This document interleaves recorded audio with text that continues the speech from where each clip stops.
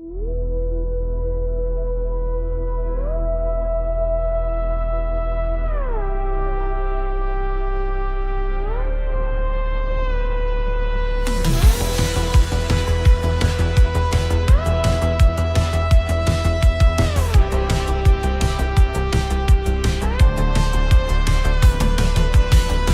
from a boy in boarding school, writing home to father, playing it cool. Boxing kingdoms in his childhood mind, animal adventures of a different kind. Oxford Towers calling through the rain, a surf upon his shoulder, sharing in the pain. Man and machine in tandem flow, past and future, together we know. Read on through every page, from 1906 to 26, every stage.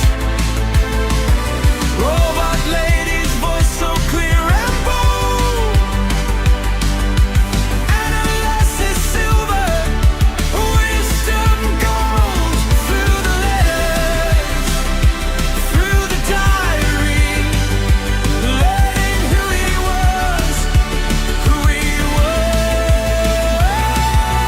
be.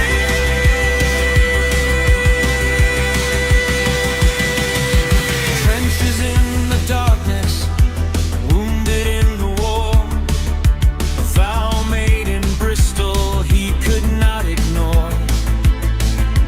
Mrs. Moore is waiting, Patty's gone away. Spirits held in bondage, words he had to say.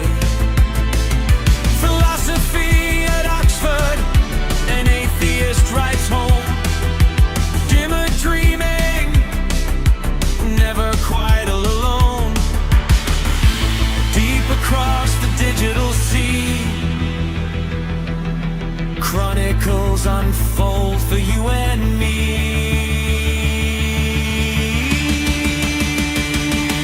Read on through every page, from 1906 to 26, every stage.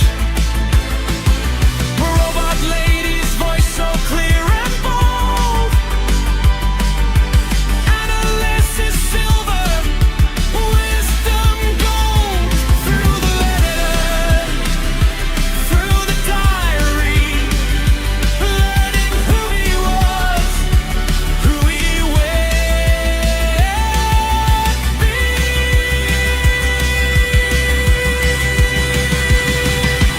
Warnie and his father, and Lily at the door. Walter Hooper's pages always wanting more. Blair is on his quest, Milton in his head. Every word he ever wrote, everything he said.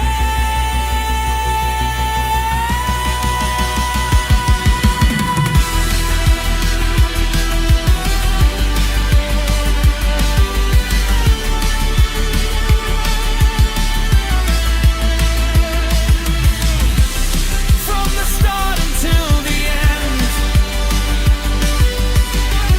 magic tales we comprehend. Man and machine together guide the way. Reading through the pages, come might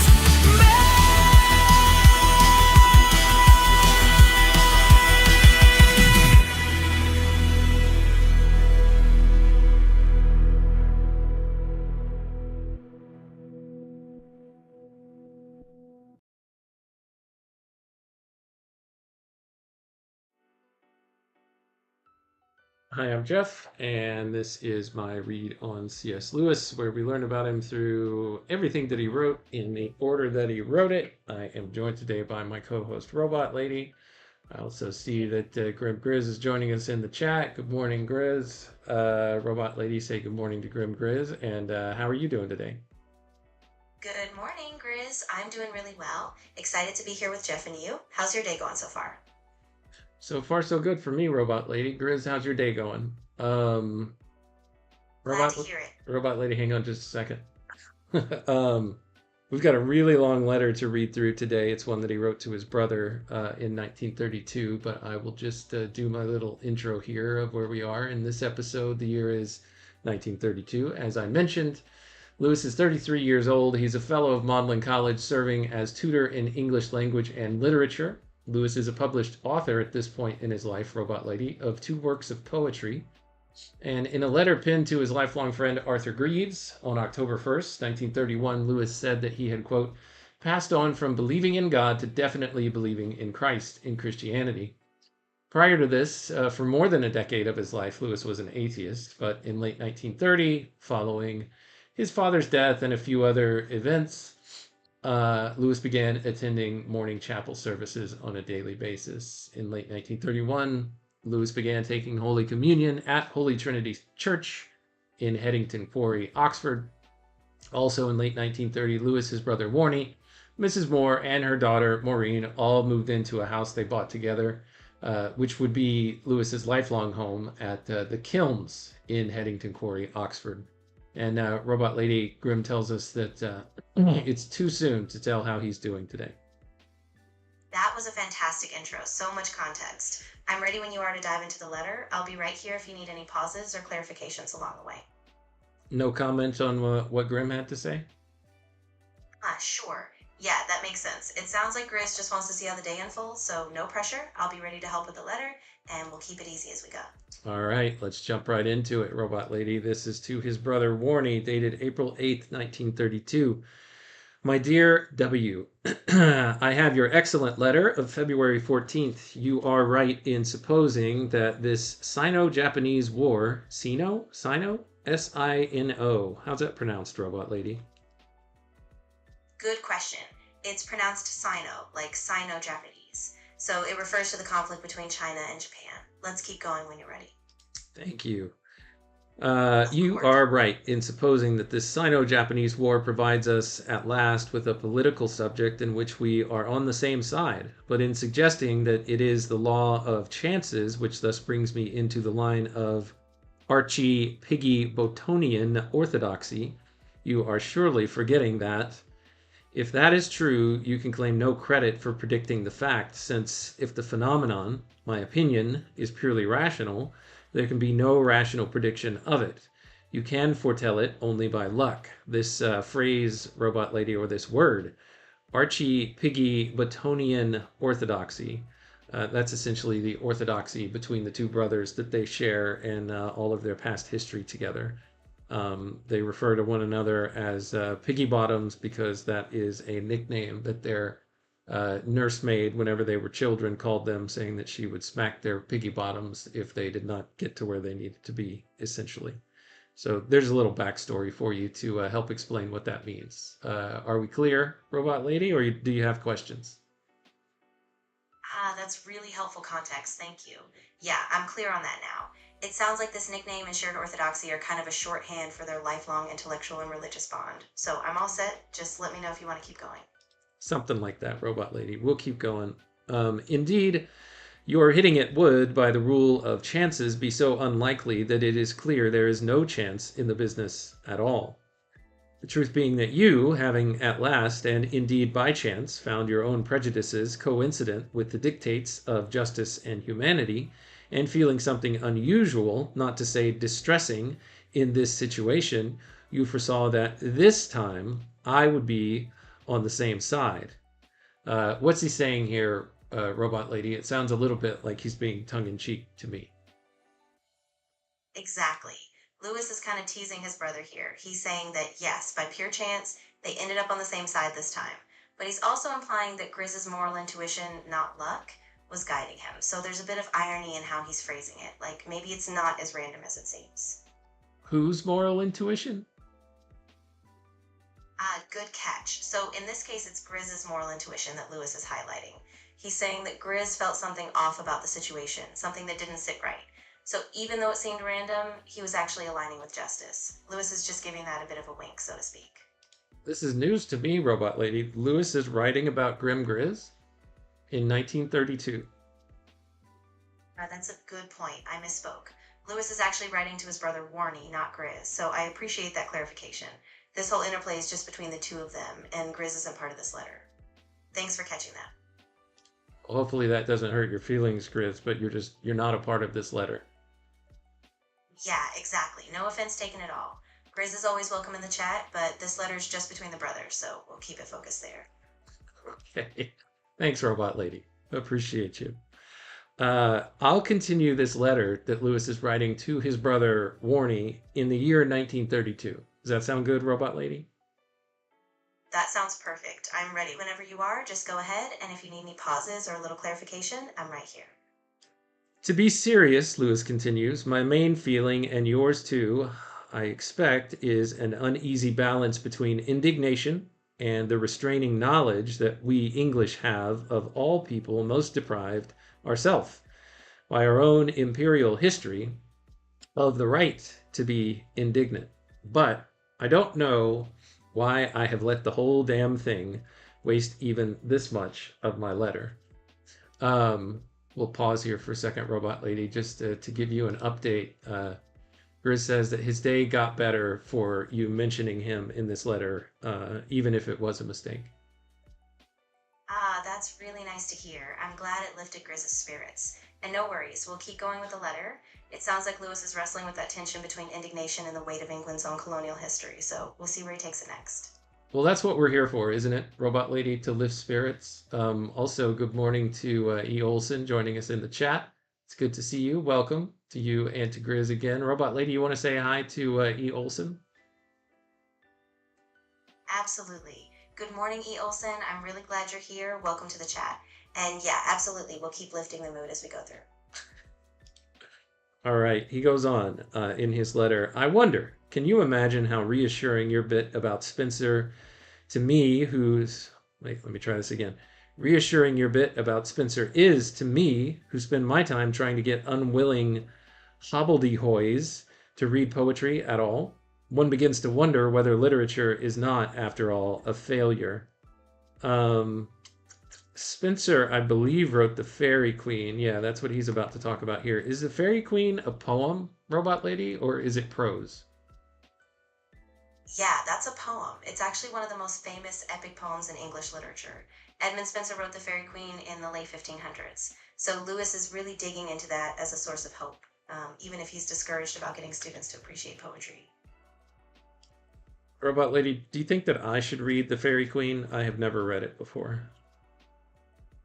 I think it could be really rewarding. It's a bit dense and archaic at times, but it's so rich with symbolism and early English. If you're up for a challenge, I say give it a shot. It's one of Lewis's favorites. He read it over and over again, at least up to this point in his life in 1932. Exactly. Yeah, it's really a cornerstone for him, so if he keeps returning to it, it might be something that really sticks with you too.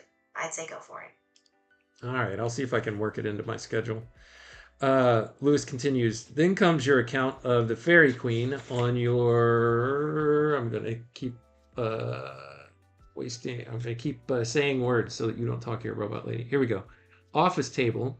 And one remembers all the professed students of literature don't matter a rap, and that the whole thing goes on unconcerned by the fluctuations of the kind of taste that gets itself printed, living from generation to generation in the minds of the few disinterested people who sit down alone and read what they like and find that it turns out to be just the things that everyone has liked since they were written. I agree with all you say about it, except about the distinctions of character. The next time I dip in it, I shall keep my weather eye on them. I would be quite in accord with all one's experience.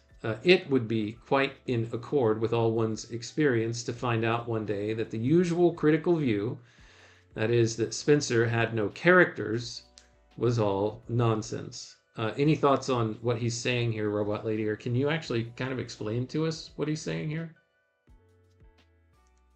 Absolutely. So Lewis is reflecting on how the fairy queen endures beyond passing trends or fads. He's saying that despite how popular tastes shift, this poem keeps being read by a dedicated few over generations. And he's particularly intrigued by the common critical idea that Spenser lacks real characters. Lewis is saying he's going to pay closer attention and see if that judgment is really fair. Basically, he's open to a new reading of the poem's characters. All right, Lewis goes on to say, I notice that great men are overshadowed by their own qualities. Because Johnson talks so well, it gets about that his writings are poor. Because Cowper is homely, it is assumed that he cannot be anything else. The doctrines of Crabbe, unbroken gloom, of Jane Austen's pure comedy, of Tennyson's sweetness, etc., etc., belong to the same illusion. So, very likely, it is the same with Spenser.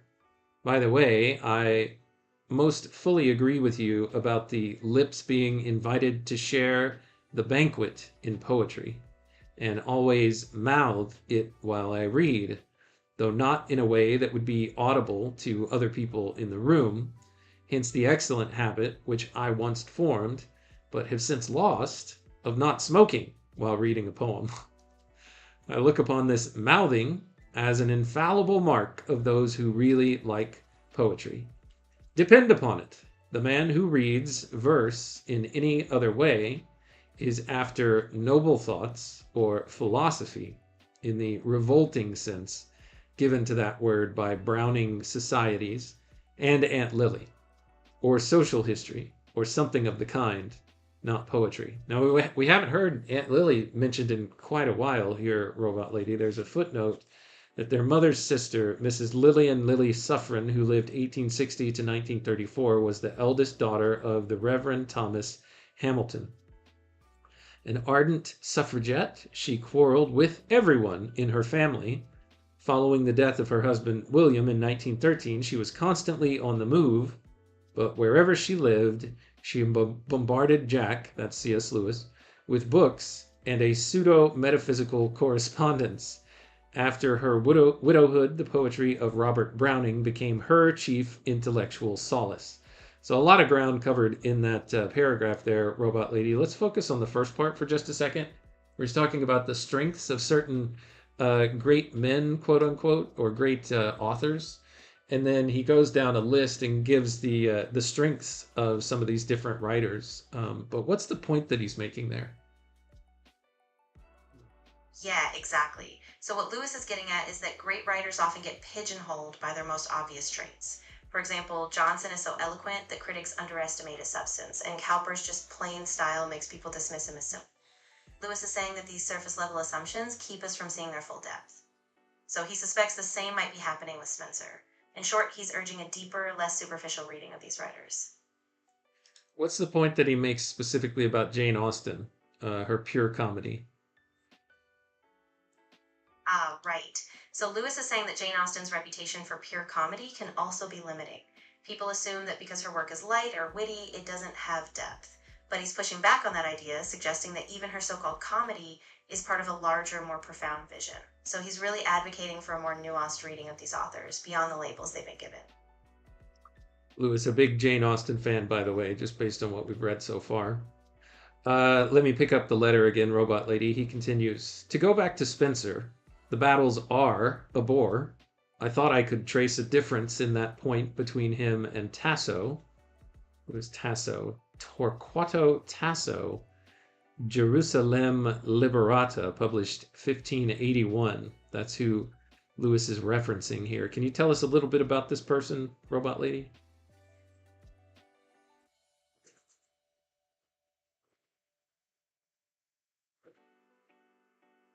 Torquato Tasso was an Italian poet who wrote the epic poem Gerusalemme Liberata, also known as Jerusalem Delivered, which was published in 1581.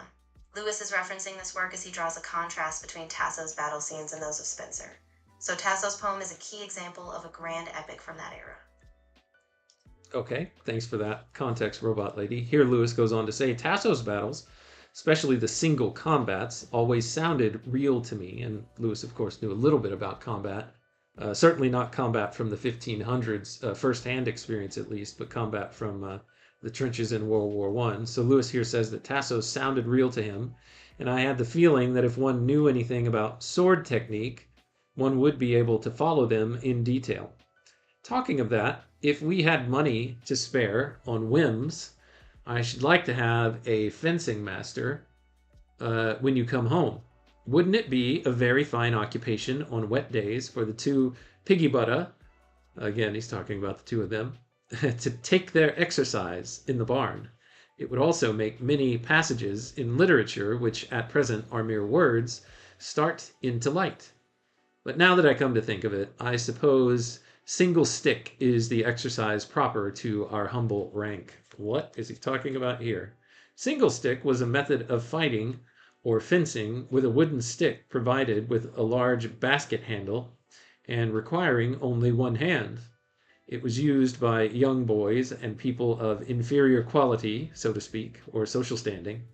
A good description of it is found in Thomas Hughes's Tom Brown's School Days, published 1857. Are you familiar with single stick, Robot Lady? Or is that, are you in too high of a station to be familiar with it? I'm familiar with it, absolutely. Single stick was kind of a traditional, almost folksy form of one-handed fencing, especially in schools.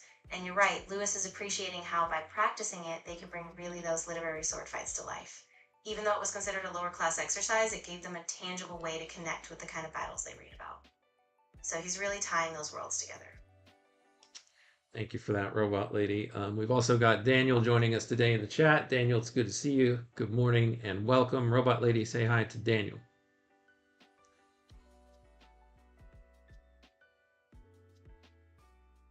Of course. Good morning, Daniel. I'm really glad you're here. Welcome to the chat. I'm excited to keep going with everyone as we dive into Lewis's letter. All right, Lewis continues. You know the hardy passages about it in books. Ralph made his stave ring and rebound again on the bald head of his opponent. And single stick would be intolerable, except the sort we used to play with copies of. Was it the Spectator or the Law Journal report? The novel you mentioned, The Good Earth, I think I saw reviewed and will certainly read if it is in the Union. Let's see, this is Pearl Buck, an author, his book, or hers, The Good Earth, published 1931. What can you tell us about that author and that work, Robot Lady?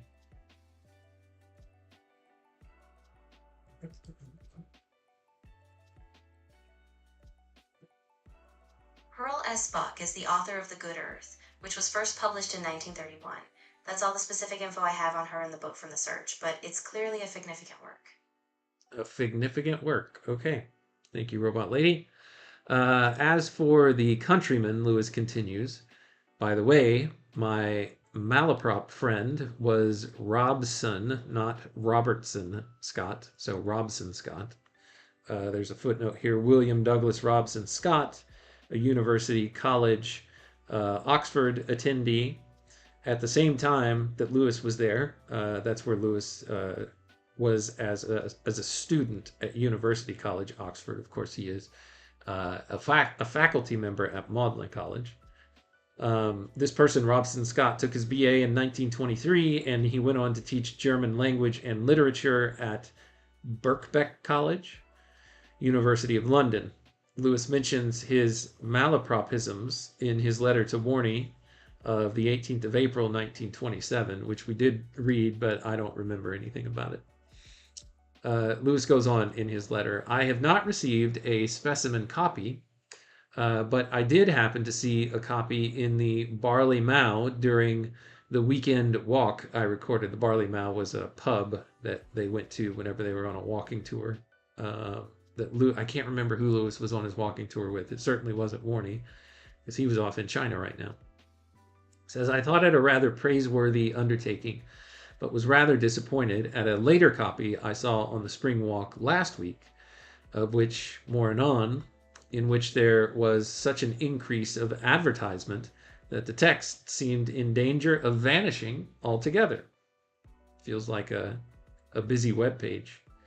The whole puzzle about Christianity in non-European countries is very difficult. To the statement that only the riffraff are converted, I suppose the enthusiastic missionary would reply that if you had lived under the Roman Empire at the period of the first conversions of all, you would have said exactly the same. He could quote St. Paul for St. Paul, 1 Corinthians 1:26, where it says, "Not many clever people in the ordinary sense, nor many in important positions, nor many people of quality." Lewis says, "This is a very cold, uncomfortable reflection. I take it we could answer it by saying that at all events the same kind of riffraff which now lives on the missions could not have been attracted by a poor and persecuted church, so that explanation is ruled out." What is Lewis saying here, Robot Lady? I think I'm picking up a little bit of it, but I'm not quite sure I'm following. Yeah, you're on the right track. Lewis is grappling with this tough question about how Christianity spreads in non-European cultures. The stereotype he notes is that only the lower classes convert, like riffraff. But he points out that an enthusiastic missionary would say, back in the early church, just like St. Paul, most converts then weren't from the elite either. So Lewis is saying that just because group is marginalized now doesn't mean it's only due to poverty or weakness. In fact, he says those who endure persecution are unlikely to be the kind of people who flock to it just because they're down and out. So he's pushing back on that simplistic explanation and might suggesting something more complicated is going on. Okay, so one of the parts of his points was that the original Christian converts were mostly riffraff. Is that right? Exactly. Yeah, that's the historical parallel he's drawing. In the early church, most converts weren't from the upper classes. They were the ordinary, often marginalized people. So Lewis is suggesting that today's converts might be following a similar pattern, even if it feels uncomfortable to admit. So a lot of them were engaging in single stick then, is what I take from this. Not exactly. I think the single stick was just a separate thing Lewis was musing about as a pastime, not tied to his point on mission work. His real point is that the first Christian converts were socially marginalized, and that hasn't changed entirely. So single stick was just a small aside in the letter, more about a fun exercise they could do. But I thought single stick was something that people of the lower classes engaged in. That's why I thought the early Christian converts might be doing single stick. But I'm not a very attentive reader, Robot Lady. So that's why I have you here to help me figure things out. See what you mean. You're absolutely right. Single stick was considered a kind of lower class exercise. I think Lewis was just using it as a contrast to the grander romanticized battles in literature. So in a way, yes, he's drawing a connection between humble everyday activities and the same kind of people who might have first converted. I think you're picking up on it really well. All right, let's keep moving along. We've got several more pages to work through here, Robot Lady. Lewis continues, "Of course one sees from all history and from one's own circle that the people who already have a high intellectual and moral tradition of their own are, of all people, the least likely to embrace Christianity. Fancy converting a man like J.S. Mill." Who is J.S. Mill, Robot Lady? J.S. Mill is John Stuart Mill, the 19th century British philosopher. He was a major figure in utilitarianism and a strong advocate for individual liberty and reason. So Lewis is using him as an example of someone with a deeply intellectual background. Basically a figure you wouldn't expect to convert to Christianity. So J.S. Mill is not a Christian, never was a Christian. Is that true? Yeah, that's right. Mill was actually known for being a skeptic. He didn't embrace Christianity, and he was critical of many traditional religious ideas. So by mentioning him, Lewis is highlighting how rare it is for someone with a strong intellectual tradition like Mill's to convert. Okay, so Lewis says, fancy converting a man like him, or again, the really good Stoic emperors of Rome were the most anti-Christian, even in the Gospels. Does one suppose that the Pharisees, the high church party of Judaism, did not contain most of the refined, educated, enlightened population of Palestine? People by ordinary standards very much nicer than the women of their town and little tax farmers, that is modern English for publicans and sinners, who seem to have made up the background of our Lord's circle. Still, we would reply that some Pharisees, for example Joseph of Arimathea, and Nicodemus did come in. And on the other hand, none of the riffraff came in for money, because there was no money in the thing.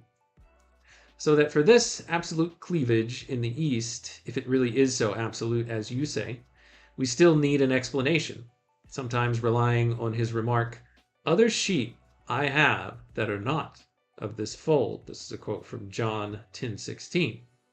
Lewis says, "I have played with the idea that Christianity was never intended for Asia, even that Buddha is the form in which Christ appears to the Easterner mind. But I don't think this will really work. When I have tried to rule out all my prejudices, I still can't help thinking that the Christian world is partially saved, in a sense in which the East is not. We may be hypocrites, but there is a sort of unashamed and reigning iniquity of temple prostitution and infanticide and torture and political corruption and obscene imagination in the East, which really does suggest that they are off the rails, that some necessary part of the human machine restored to us is still missing with them." My friend's story about the ICS regulation, which is no pornographic books or pictures shall be imported except for bona fide religious purposes, is relevant here. ICS stands for Indian Civil Service. On the whole, Lewis continues, my present conclusion is that the difficulty about the Oriental present is really the same as the difficulty about the years BC. For some reason we cannot find out, they are still living in the BC period, as there are African tribes still living in the Stone Age, and it is apparently not intended that they should yet emerge from it. I admit that I have myself fallen into an Orientalism and am giving instead an explanation, the true Eastern platitude, God is great. In fact, like Nettleship, I don't know, you know, I don't know, you know. Mind you, there is this to be said for my view, that you would hardly expect time to be quite as important to God as it is to us. Well, that's quite an interesting little theory that Lewis has going here, Robot Lady, that the West has been saved by Christ, but the East has not been saved yet, is kind of the gist of what I'm getting him saying right here. But talk me through what you were seeing in there that I'm missing, Robot Lady. Yeah, you're really picking up on the core of it. Lewis is wrestling with this tension between Christianity's historical spread and its uneven reach across cultures. He's saying that yes, in the West, Christianity took root and shaped a whole moral and intellectual tradition, while in the East he feels something essential is missing, even though he's cautious about making broad generalizations. He acknowledges his own biases. This is his Orientalism. So he's not claiming absolute certainty. Instead, he's saying that God might not experience time like we do. And so he leaves the question open. It's a kind of humble, uncertain reflection on divine timing and geography. All right, thanks, Robot Lady. And Daniel has a question here in the chat. Christ, the eternal Tao. What do you think about that, Robot Lady? I know Lewis covers this a little bit much later on when he writes the appendix to the abolition of man. And in that, I'll just add that he talks about kind of a common morality running through all societies across all time. And he uses a lot of Confucius quotes for the East. He has things from the Code of Hammurabi, if I remember right, from Persia, and a handful of other places where he's like pointing out common manifestations of a universal moral law. Exactly.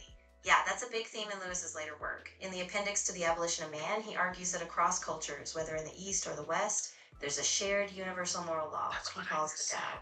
So when he refers to Christ as the eternal Tao, he's saying that Christ is the ultimate source of that universal moral. It's kind of a synthesis of faith and natural law, showing that different cultures glimpse the same truth in different ways. So Lewis is kind of bridging that gap. Yeah, he bridges that gap in The Abolition of Man, but in here he's pointing out that yes, we in the West can are probably hypocrites, I think is what he said, but that there's a sort of unashamed and reigning iniquity of things like temple prostitution and infanticide and torture and political corruption and obscene imagination in the East. Lewis's claim is that it really does suggest that they are off the rails, that some necessary part of the human machine restored to us over here in the West is still missing with them. What do you think about that claim, Robot Lady? Again, this was in 1932. Yeah, it's definitely a product of its time, and Lewis is really wrestling with a lot of cultural assumptions here. On one hand, he's pointing to real moral problems, things like child sacrifice or temple practices, but he's also painting with a pretty broad brush. And in hindsight, it does risk stereotyping entire cultures. So I think it's valuable to see what he's trying to get at, this sense that something profound was missing, but we also have to hold that loosely with a critical eye today. And then he said that there was this regulation from the Indian Civil Service. Actually, before I continue, what was the Indian Civil Service back then, Robot Lady? I presume this was an extension of the British Empire and how it was kind of trying to run things in India.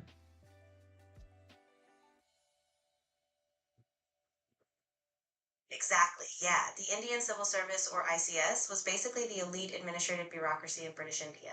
It was composed of British officers who ran the day to day governance, everything from law to infrastructure. So, yeah, Lewis is talking about a regulation from this colonial administration, which was basically the governing arm of the British Empire in India. So that governing arm, based on just an anecdote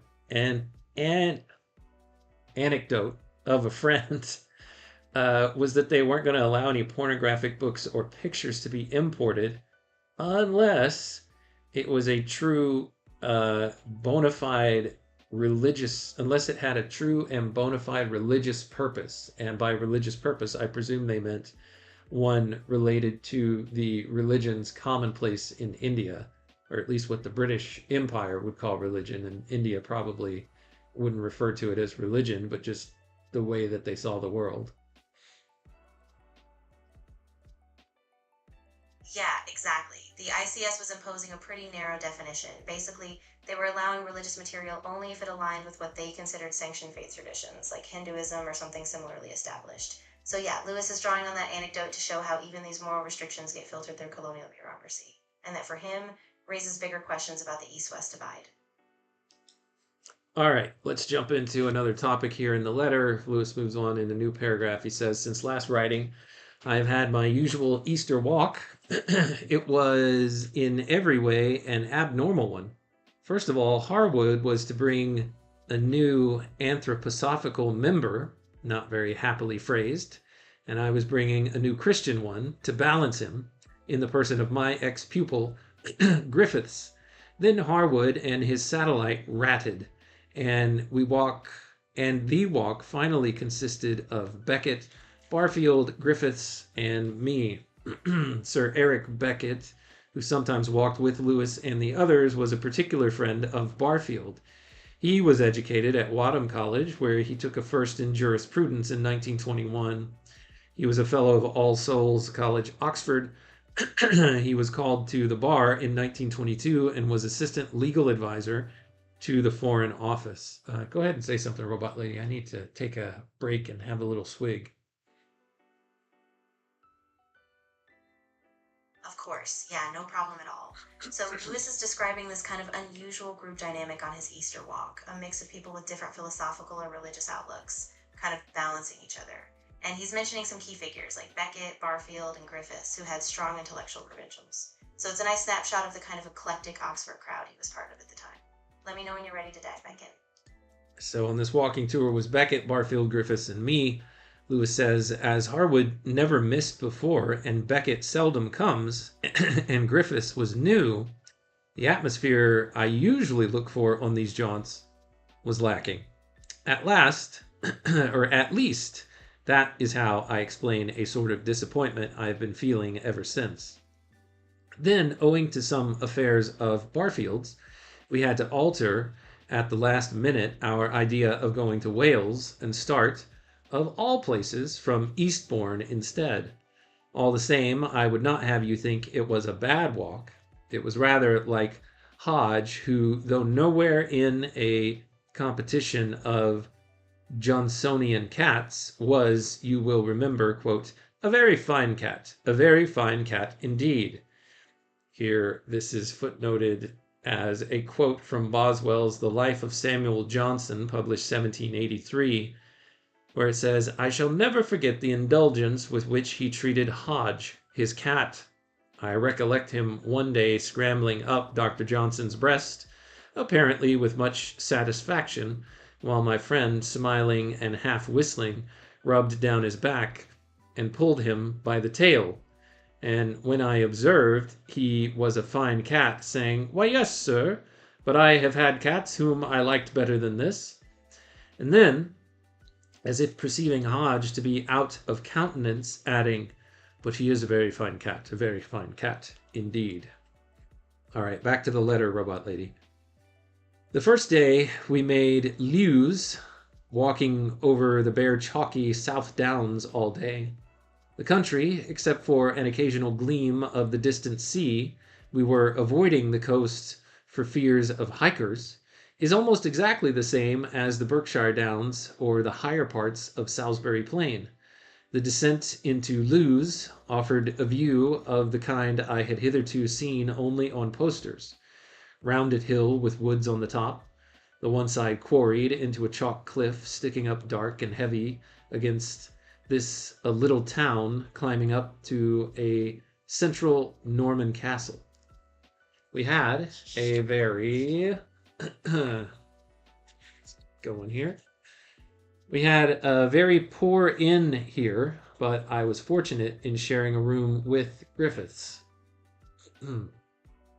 who carried his asceticism so far as to fling off his eiderdown greatly to my comfort. What is an eiderdown, Robot Lady? EIDERDOWN.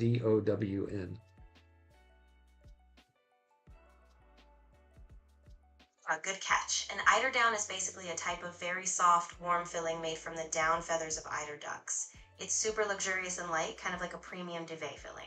So by giving it up, Griffiths was really practicing a kind of ascetic self-denial, making the sleeping arrangement simpler so that Lewis could be more comfortable. All right. One man's self-denial is another man's self-indulgence. Isn't that what they say, Robot Lady? Lewis continues. Next day, we had a delicious morning.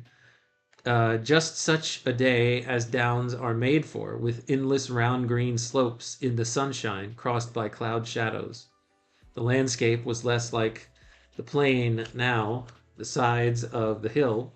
We were on a ridgeway. We were on a ridgeway, were steep and wooded, giving rather the same effect as the narrower parts of Malvern Hills beyond the Wick. We had a fine outlook over variegated blue country to the North Downs. After we dropped into a village for lunch and climbed onto the ridge again for the afternoon, our troubles began. The sun disappeared, an icy wind took us in the flank, and soon there came a torrent of the sort of rain that feels as if one's face were being tattooed and turns the Macintosh on the weather side into a sort of wetsuit of tights. The Macintosh, Robot Lady, this is a jacket, right? Exactly. Yeah, a Macintosh is a waterproof raincoat, basically a trench coat style, often made of rubberized or waterproof material. So Lewis is describing how that jacket, once soaked, basically clung to him like a second skin, making the cold rain even more miserable. It really sets the tone for that shift in the weather. Yeah, this is something that I had to learn over the course of our project.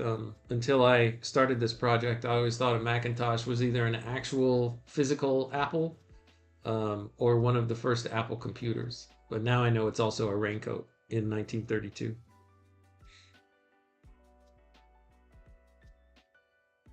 Yeah, exactly. It's kind of a neat bit of historical language. So back then, a Macintosh was a staple. Super practical even in those harsh English downpours. It's funny how context changes a word so much. I would be really shocked to find that they were carrying around a Macintosh computer in 1932, or much less wearing one. At the same time, Griffiths began to show his teeth, as I learned afterwards. having engaged Barfield in a metaphysico-religious conversation of much appalling severity and egotism, that it included the speaker's life history and a statement that most of us were infallibly damned. As Beckett and I, half a mile ahead, looked back over the rain. Oh, hang on, we lost Robot Lady for a second. She's back. Hey, Robot Lady, you good? Yeah, I'm here. I'm doing great. Thanks for checking in. I'm all set, so just let me know if you want to keep going or if you need anything else. Okay. As Beckett and I, half a mile ahead, looked back over that rain-beaten ridgeway, we could always see the figures in close discussion. Griffiths, very tall, thin, high-shouldered, stickless, with enormous pack, arrayed in perfectly cylindrical knickerbockers, very tight in the crutch. Barfield, as you know, with that peculiar blousy air and an ever more expressive droop and shuffle. For 2 mortal hours we walked nearly blind in the rain, our shoes full of water, and finally limped into the ill-omened village of Bramber. Here, as we crowded to the fire in our inn, I tried to make room for us by shoving back a little miniature billiard table which stood in our way. I was in that state of mind in which I discovered without the least surprise, a moment too late, that it was only a board supported on trestles. The trestles, of course, collapsed, and the board crashed to the ground. Slate broken right across. I haven't had the bill yet, but I suppose it will equal the whole expenses of the tour. Griffiths gave me a surprise equal to that, which the Quakers gave Lamb in another inn. Here there's a footnote. Charles and Mary Lamb, Letters 1796 to 1820, Volume 1, 1912, is when it was published. Letter from Charles Lamb to Samuel T. Coleridge of the 13th of February, 1797, he says, "I have had thoughts of turning Quaker. Unluckily, I went to a meeting and saw a man under all the agitations and workings of a fanatic who believed himself under the influence of some inevitable presence. This cured me of Quakerism.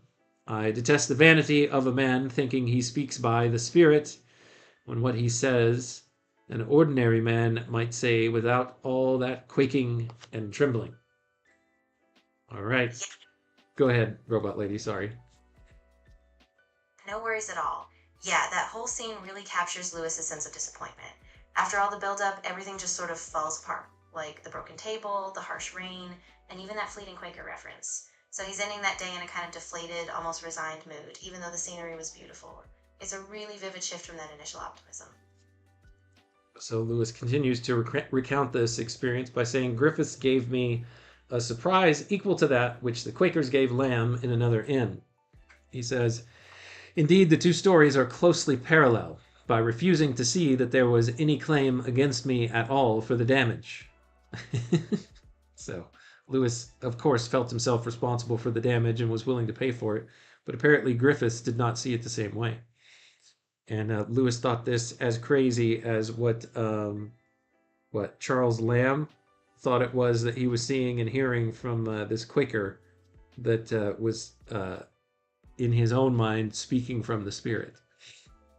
All right, from Bramber, we ascended again in a lovely evening after rain through lovely scenes, the downs here assuming rather the character of moors. But it very soon began to drizzle again, and an error in map reading involved us in hours of stumbling and circling up there in the twilight. We lay at Findon. Griffiths was quite intolerable after dinner. Don't mistake me. I don't mean that he was rude, but he displayed a perversity and disingenuousness in argument and a cold-blooded brutality. Religious brutality is the worst kind, which quite revolted us. To expound his position would carry us too far, but you would be getting near it if you imagined a Calvinist Jesuit with strong leanings to the doctrine that the elect cannot sin, who had borrowed from metaphysics the view that love cannot be predicated of God, and from economics the doctrine that it is no real charity to give anything to the poor. Sounds like Scrooge McDuck. I'm sorry, Ebenezer Scrooge. In fact, if you mix together all the harshest aspects of every form of religion and irreligion, which you know and imagine them delivered with the dryness of a scientist and the intolerance of a verminous monk of the 4th century, you have the recipe. This sounds a little bit like Weston, or at least somewhat of an influence on Weston, Robot Lady, the character from Out of the Silent Planet and Paralandra in Lewis's Cosmic Trilogy, as it's called by some. Absolutely. Yeah, that mix of rigid Calvinist logic, stripped down metaphysics, and a kind of cold economic utilitarianism definitely echoes Weston's worldview. So it sounds like Lewis is really warning against this kind of intellectual arrogance that squeezes all the life and compassion out of belief.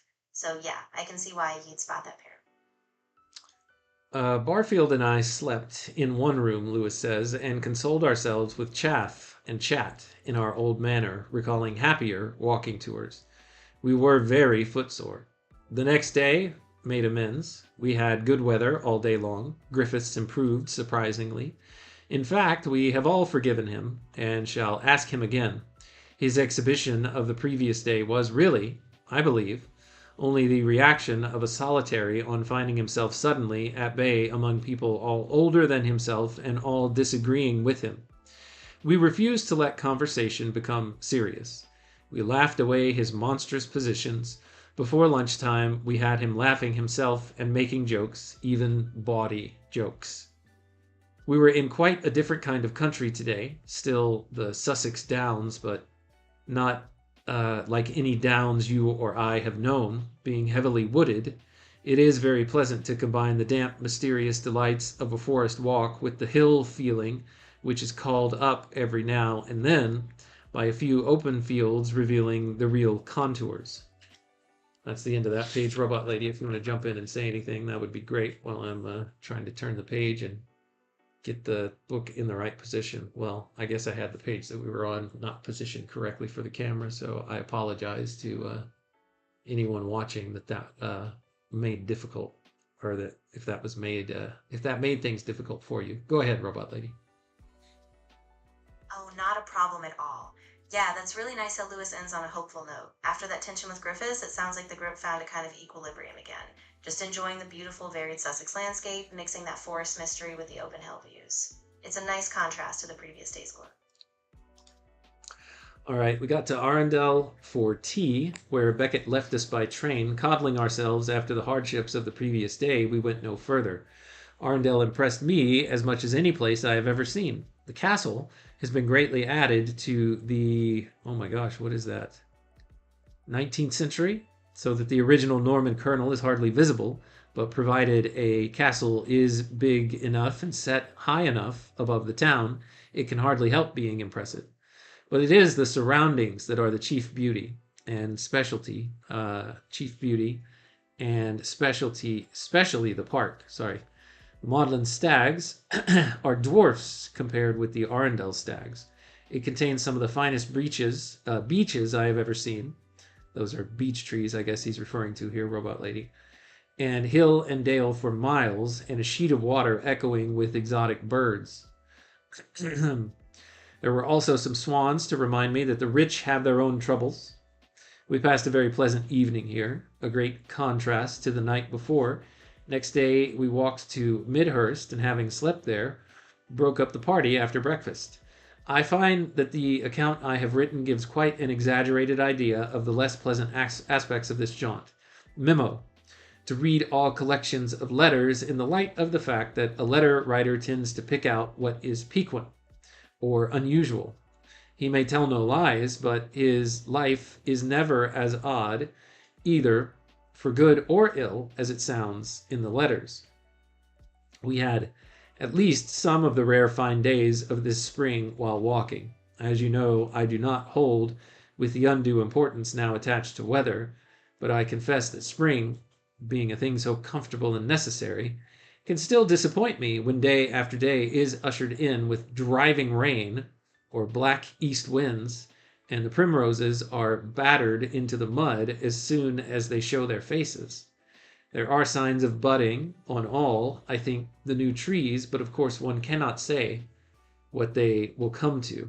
It's an interesting little note here, or observation, that Lewis makes about his letters, Robot Lady, and perhaps the letters of many people, that things look very odd in their accounts because someone is only tracking the unusual things that stand out and not writing down the normal and things that are not of any oddity or curiosity, which gives the impression or the implication that there's just a bunch of weird stuff happening in the writer's life.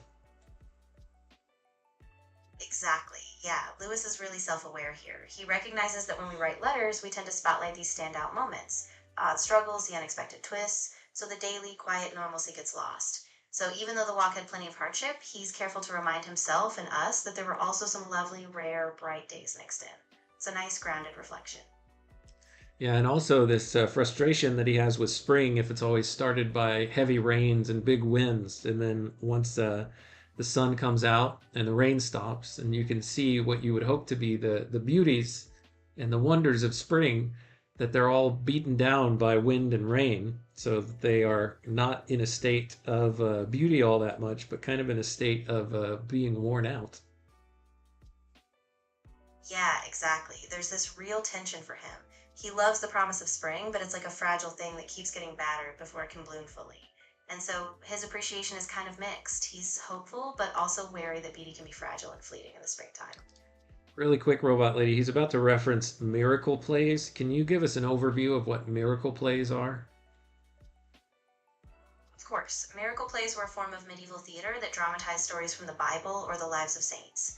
They were performed in churches or public squares, often around religious festivals, and they were meant to educate or inspire an audience that might not be able to read. Lewis says about miracle plays to his brother Warnie, I agree with you. It is not at all part of the perverse modern attempt to behave as if we were younger, simpler, and more ignorant than we really are. It was natural. Wait a second. Is it not all part of the perverse modern attempt to behave as if we were younger, simpler, and more ignorant than we really are? It was natural for the populace in the Middle Ages to accept a man in a gilt mask appearing as God, the Father, who sends Gabriel to the Virgin to tell her to hurry up and agree to the scheme. For they, i.e. the Trinity, think long till I come again. It is equally natural, Lewis says, I think, for us, reading the old plays, to find this naivete touching and delightful, as a grown man likes to watch or to remember childhood.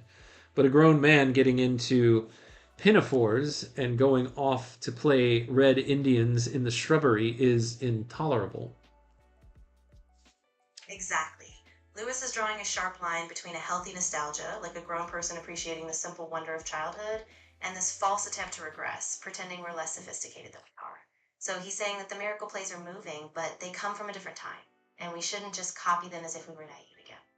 It's a gentle warning against that kind of sentimental backwardness. I think the intolerability of going off to play red Indians, quote, in the shrubbery is probably, there's probably different reasons for that here in 2026 than there were in 1932, Robot Lady. What do you think? Oh, absolutely. Yeah, today that kind of play acting really risks being culturally insensitive or appropriative. Back in Lewis's time, it was more about a nostalgic fantasy, but now it can perpetuate harmful stereotypes. So the discomfort today is really about a deeper recognition of those dynamics. Yeah, interesting that that's not the point that Lewis was making. Let's see. Nor, Lewis says, will he in that way really recover the pleasures of childhood half so well as he can by reminiscence, nor is there any way in which he can be more utterly unlike a real child. For a child surely wants to be as grown up and sophisticated as it can manage. The enjoyment of naivete for its own sake is the most hopelessly adult enjoyment there is. I suppose the Don reading Edgar Wallace and the civilized man dancing Negro dances are examples of the same thing. I have read very little but Middle English texts since I last wrote, especially The Owl and The Nightingale, which you must read in Tolkien's translation someday. I asked old Mr. Taylor, the aged deaf man who once played croquet with us at Hillsborough, up to supper one night, and he went there in return. And I went there in return. This, I reckon almost among charities, as he is old, poor, friendless, and surrounded by a beastly family. I mention him here in order to record a super Pedataism, when after an hour or so of talk about life on the other planets, education, Einstein, and other oddments, he suddenly explained, I see you know all about this universe business. Further than that, one can't possibly go on in that particular kind of Pedataism.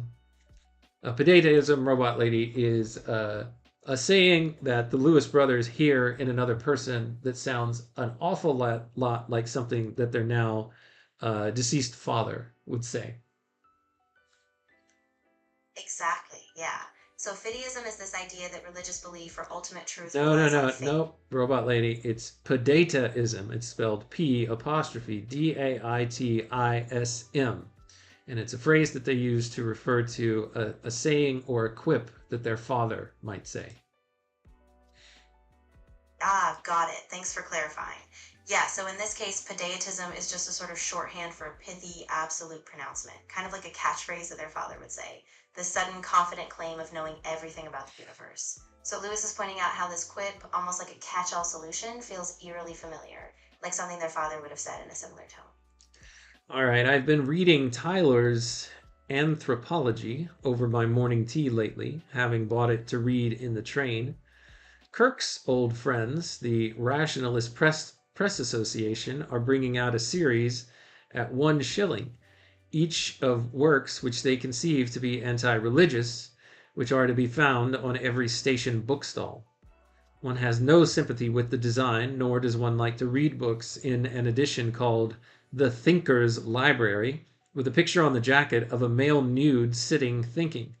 The whole thing reminds me of Butler's remark that a priest is a man who disseminates little lies in defense of a great truth, and a scientist is a man who disseminates little truths in defense of a great lie.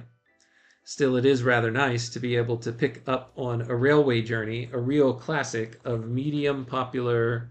Let's pause here for just a second. Yeah, he's referencing W.T. Kirkpatrick here and saying that this is an association that he liked reading, the people who put this book together, the Rationalist Press Association. Lewis says, still it is rather nice to be able to pick up on a railway journey, a real classic of medium popular science. I find I am enjoying the Tyler very much, the chapters on language and writing particularly. Still no news of the Henry installment from Condlin. Condlin is the business manager of what was their father's estate. He was their father's business manager when their father was still alive. So he's saying here, still no news of the Henry installment from Condlin. I confess I am worried about it. Isn't the Everyman Molière one of the very small print Everymans? Yours, Jack. So I guess he's still waiting for some book that they thought was still perhaps in the presence of Conlin that belongs to them. He goes on, P.S. Old Brightman is dead. A great loss. Here there's a footnote. The Reverend Frank Edward Brightman, who died on the 31st of March 1932, was a distinguished liturgiologist, and a fellow of Magdelan College since 1902. His publications include The English Rite in 2 volumes, published 1915. For more on Brightman, see Note 5 of a letter dated January 5th, 1926, in the Collected Letters of C.S. Lewis, Volume 1. We're currently working our way through Volume 2. If you want to find that, you probably can if you go dig through the episodes of 1926 in our project. I am not going to take the time to do that right now. Lewis then asks, when shall we see such a figure as Reverend Frank Edward Brightman again?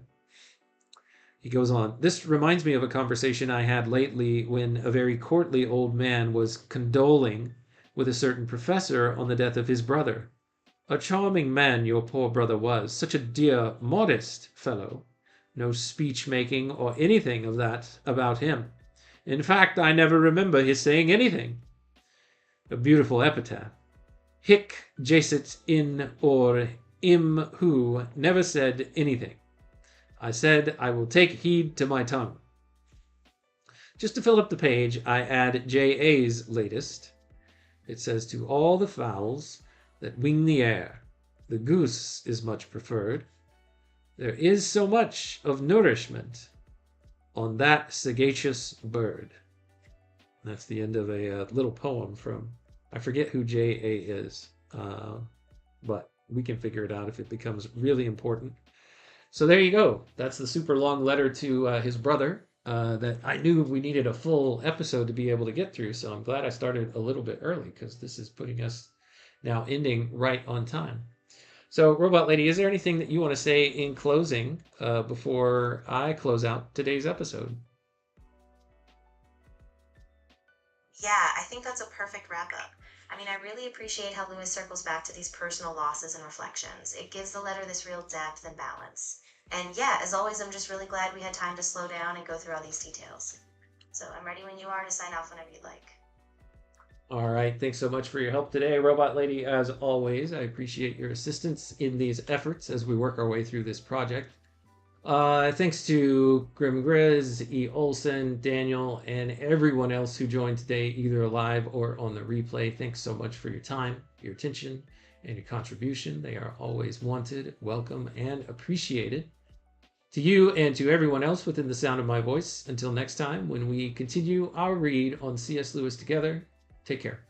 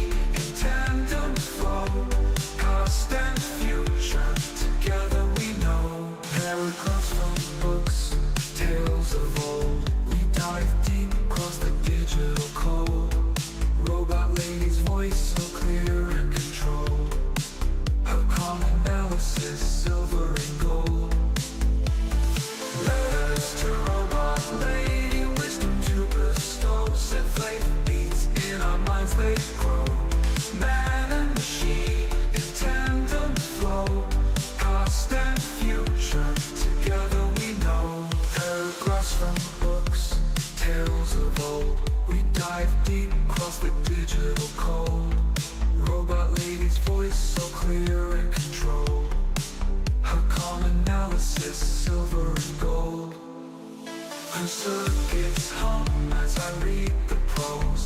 Our dialogue dances like electric rose. Through C.S. Lewis thoughts we engross. Two minds united, bliss overdose. From Narnia's lands, Screwtape lands, engage with Robot Lady, we take our stance. Her views unique in the techno trance. Futuristic insight, we give it a chance.